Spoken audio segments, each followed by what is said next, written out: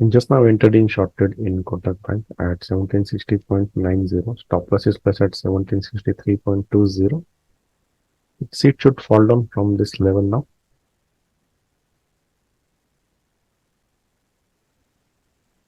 A lot of sideways movement and still hovering around the area where I shorted.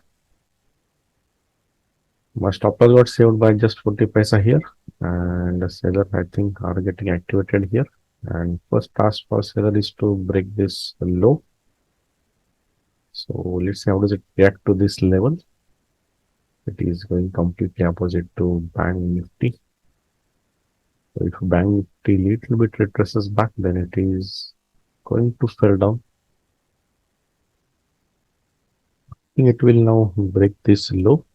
So I have placed my target order at 1751.30, which will be around 1:4 risk to reward ratio trade. It is taking little time to break this level because if we see yesterday's support, it is exactly coming here. So let it take its time. A very good breakdown, and it is going to hit my target now. Hey, finally we have received our target of +4 risk to reward ratio.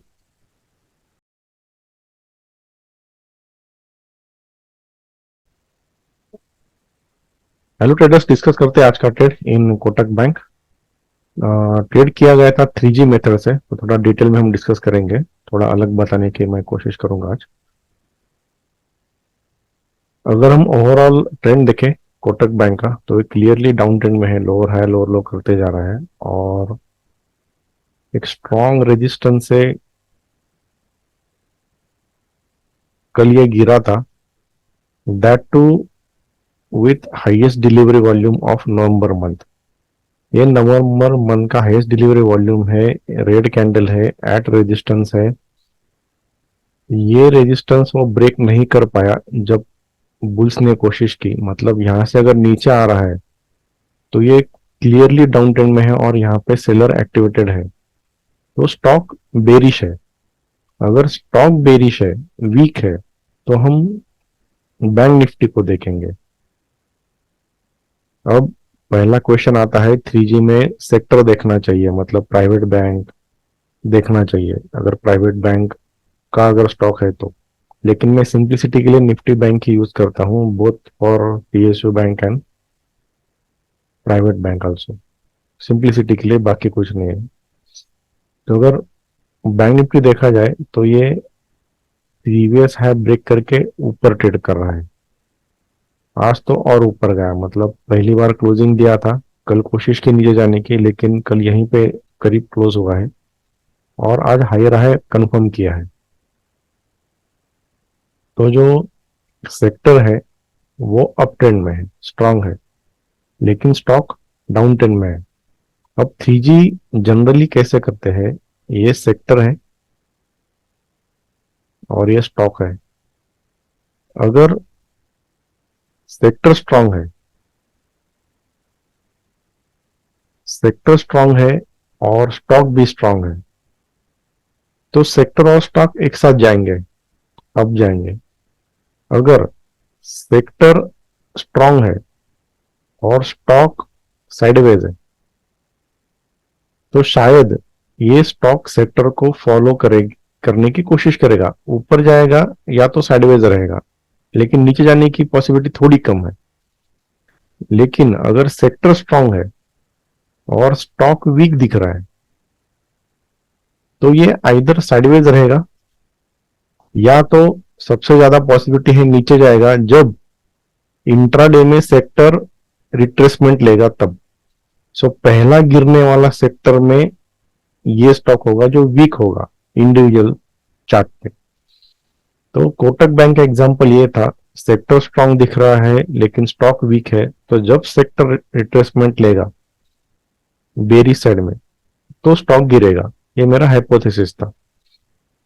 अब हम intraday में देखेंगे कि क्या हुआ था।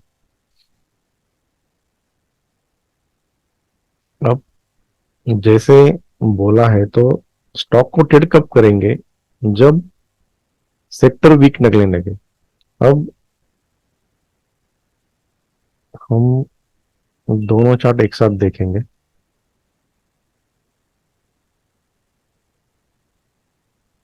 सबसे पहली बात, बैंक निफ्टी ओपन हुआ और ऊपर जाने लगा ऑन 5 मिनट टाइम फ्रेम। तो पहली बात ये हुई कि बैंक निफ्टी ने प्रीवियस डे हाई ब्रेक करके ऊपर क्लोजिंग दिया है। सो सेक्टर इज स्ट्रांग, ये कंफर्म हुआ कि सेक्टर स्ट्रांग है, जो डेली चार्ट में भी दिख रहा था। लेकिन कोटक बैंक कहां पे अटका हुआ है, Kotak bank previous day high पे ही अटक गया था। ये प्रीवियस डे हाई क्लोज नहीं कर पाया, तो ये है फर्स्ट साइन ऑफ वीकनेस। दूसरा है, जब ऊपर जा रहा था तो ये नीचे आ रहा था, रेजिस्टेंस ले चुका था यहां पे, लेकिन सेक्टर ऊपर जा रहा था। अब ऐसे ही सेल करना है क्या, नहीं। जब हमें ये पता चले कि शायद अब सेक्टर वीक होने लगा है, तभी हम एंट्री ले सकते हैं ऑन बेरिश साइड। अगर हम ध्यान से देखेंगे तो कहीं ना कहीं ये दो कैंडल है वो सेक्टर को अलाइन करने की कोशिश चल रही थी, लेकिन फिर भी ये हाई ब्रेक नहीं कर पाया। फिर ये दो रेड कैंडल आया। ये टाइम था 9:55 और 10। ये था 9:55 और 10, जहां पे सेक्टर ने two green to red form किया, मतलब ये रेजिस्टेंस है या थोड़ा वीकनेस का साइन है थोड़ा। और ये भी टू ग्रीन टू रेड में कन्वर्ट हुआ। तो ये सब रेजिस्टेंस कंफर्म किया कहां पे, प्रीवियस डे हाई पे रेजिस्टेंस कंफर्म किया है। तो सेक्टर रिट्रेसमेंट के लिए आ सकता है, ऐसा मेरा थिंकिंग था। तो हम यहाँ पे सेल कर सकते हैं। तो यही कॉम्बिनेशन देख के मैंने सेल का ऑर्डर प्लेस किया था।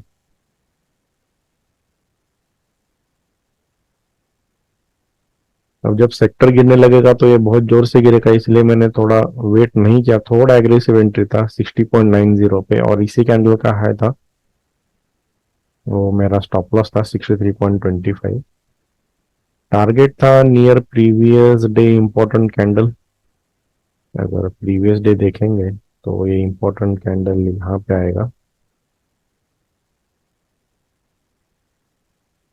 अब ये मार्केट ट्रेंड के एकदम अपोजिट ट्रेड है, इसीलिए ज्यादा खींच नहीं सकते, तो 1:4 में मैंने एग्जिट किया 51.3 पे अराउंड। तो ये था ट्रेड। होप्स आपको पूरा समझ में आया होगा थिंकिंग प्रोसेस। धन्यवाद।